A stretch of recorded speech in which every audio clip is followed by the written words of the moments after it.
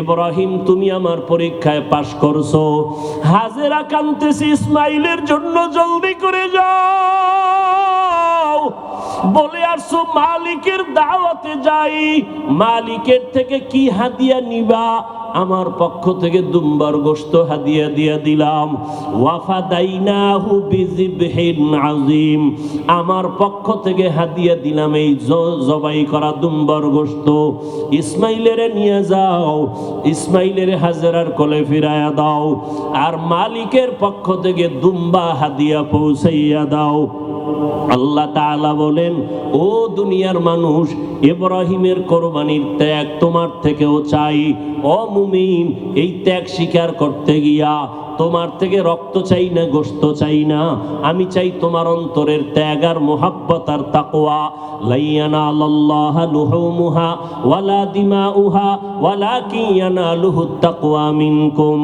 ও আমার যুবক বাবারা, ও পর্দার আড়ালের মা বোনেরা, ও বৃদ্ধ বাবাজি, আমার আল্লাহর পরীক্ষায় পাশ করিয়া জান্নাত পাওয়ার জন্য একজনের চেষ্টায় হবে না। হাজেরার যেমন চেষ্টা, ইসমাইলের তেমন চেষ্টা, নবী ইব্রাহিমের তেমন চেষ্টা।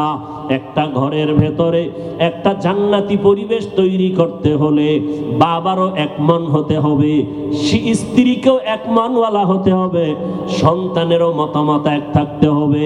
স্বামী আর স্ত্রীর মন আর মতামত যখন এক হবে, সন্তানের মতামত যখন মা বাবার মতের সাথে মিলিয়ে যাবে, ওই সন্তান, ওই সংসারে শান্তি আসবে, আল্লাহ রহমতের বাড়ি দ্বারা বর্ষণ করতে থাকবেন।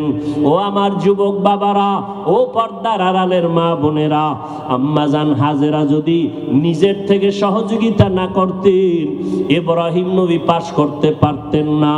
ইসমাইলও যদি বাবার কথায় একমত না হইতেন, পরীক্ষায় পাশ করা যাইত না। অতএব যারা মা আছেন, আপনার সন্তানটাকে আপনি ডাক্তার বানাবেন, ইঞ্জিনিয়ার বানাবেন, তবে আদর্শবান বানায় যান, বেয়াদব যেন না হয়। সন্তান কখনো যেন আচরণ দিয়া আপনাদের কষ্ট না দেয়, সন্তানের আচরণে যেন শিক্ষক কষ্ট না পায়, সন্তানের আচরণে আলেম ওলামা মুরব্বীরা যেন কষ্ট না পায়। আদর্শবান ডাক্তার হলে সন্তানটার সম্মান আল্লাহ বাড়ায় দিবেন। মা বাবার একমত থাকতে হবে, নিজেদের আদর্শ সুন্দর করতে হবে।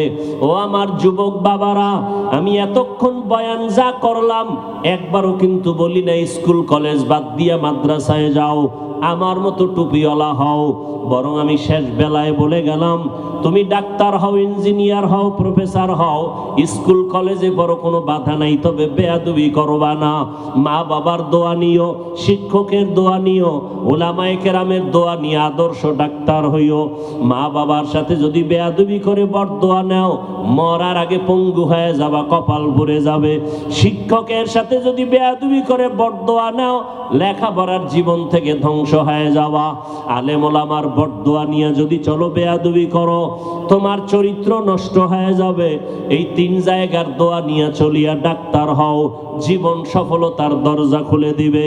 তুমি ইঞ্জিনিয়ার হলো, তুমি সফল ইঞ্জিনিয়ার হবা, দুনিয়ার সবাই তোমাকে মুহাব্বত করবে, সম্মান করবে।